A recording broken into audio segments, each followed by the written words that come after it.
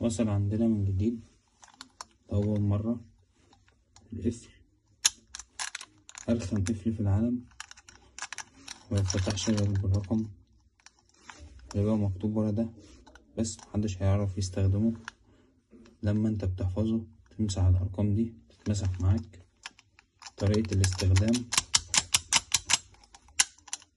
هو هنا مدي أول رقم 22، تاني رقم 36، تالت رقم 21.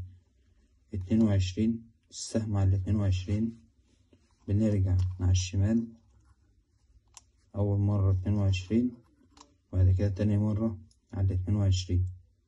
بعد كده هو مدي 36، هنطلع على 36 من بعد الصفر. بعد كده مدي 21، هنرجع كل ده للصفر. بعد كده هنطلع تاني على 21، وبعد كده هنفتح هيتفتح. مستحيل أي حد يعرف الرقم أو يعرف الطريقة. ده فيديو موضح الطريقة. الخامة معدن ستانلس، والواجهة دي بلاستيك مقوى، ودي حديد. لو حد جه يجرب 22 و36 21 و22 و36 وبعد كده يجي يرجع على 21 مش هتتفتح. طب 22 و36 وبعد كده طلع على 21 مش هيتفتح.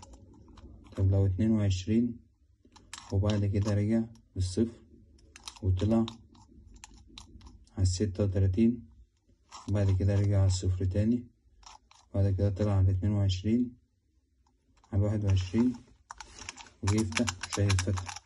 أهم طريقة إن هو بيقف عند 22 وبيرجع تاني لل22 مرتين مش مرة واحدة، وبعد كده يطلع على 36، بعد كده يرجع تاني لنقطة الصفر ويطلع تاني على 21. في الحالة دي يفتح. آمن لكل الاستخدامات، سواء درج، سواء شنطة، سواء مكتب، سواء أي حاجة. كل رقم غير التاني، مفيش رقم زي التاني أبدا. جميع الأقفال كده.